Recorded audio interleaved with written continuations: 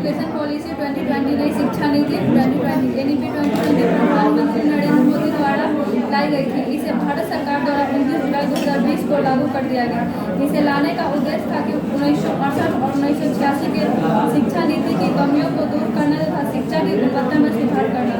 NEP 2020 के निर्माण के लिए जून 2017 में इसरो के पूर्व प्रमुख डॉक्टर के कस्तूरीरंगन की अध्यक्षता में एक समिति का गठन किया गया था। इस समिति ने मई 2019 में NEP का मसौदा तैयार किया था। NEP 2020 के तहत केंद्र और राज्य सरकार के सहयोग से शिक्षा पर GDP के 6% हिस्से के बराबर निवेश का लक्ष्य रखा गया है। NEP के घोषणा के साथ ही ministry of human resource development MSRD मानव संसाधन विकास मंत्रालय का नाम बदलकर शिक्षा मंत्रालय कर दिया गया। NEP 2020 की विशेषताएं: स्कूली शिक्षा। NEP 2020 ने 10+2 शैक्षिक मॉडल को 5+3+3+4 शैक्षिक मॉडल में बदल दिया। इसमें 3 वर्ष से 18 वर्ष की आयु वाले बच्चों को शामिल किया गया है। 5 वर्ष फाउंडेशनल स्टेज, 3 साल की प्राइमरी स्कूल और क्लास 1 से 3 से 8 वर्ष के बच्चों को शामिल किया गया है। 3 वर्ष प्री प्रिपरेटरी स्टेज, क्लास 3 से 5 तक, 8 से 11 वर्ष के बच्चों को शामिल किया गया है।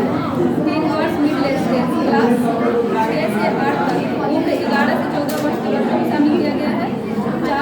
4 वर्ष सेकेंडरी स्टेज, क्लास 9 to 12 तक, उम्र 14 से 18 वर्ष तक के बच्चों को शामिल किया गया है।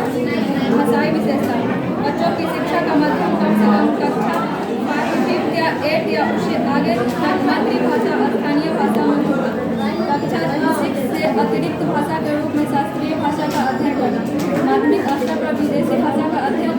स्कूली शिक्षा और उच्च शिक्षा में संस्कृत और अन्य भारतीय भाषाओं का विकल्प होगा, लेकिन छात्रों को भाषाओं के चुनाव के लिए बाध्य नहीं किया जाएगा।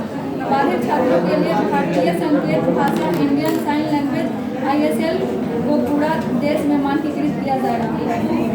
पाठ्यक्रम और मूल्यांकन: कक्षा 6 से ही पाठ्यक्रम में व्यावसायिक शिक्षा को शामिल कर दिया जाएगा। इसमें इंटर्नशिप भी होगी। NEP 2020 के तहत एक ऐसे पाठ्यक्रम और अध्यापन प्रणाली विधि पर बल दिया जिसके तहत पाठ्यक्रम के बोझ को कम करते हुए कौशल के विकास, अनुभव आधारित शिक्षा और शारीरिक चिंतन को प्रोत्साहित करेगा। कक्षा 3, 5 और 8 के स्तर पर परीक्षा में भाग लेंगे।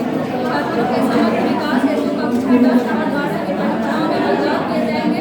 इसमें सेमेस्टर और वैकल्पिक प्रश्न आदि जैसे सुधारों को शामिल किया जाएगा।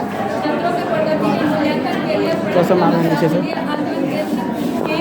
स्थापित की जाएगी। छात्रों के प्रगति के लिए कृत्रिम बुद्धिमत्ता आर्टिफिशियल इंटेलिजेंस AI आधारित सॉफ्टवेयर का प्रयोग। शिक्षण व्यवस्था: वर्ष 2030 तक अध्यापन के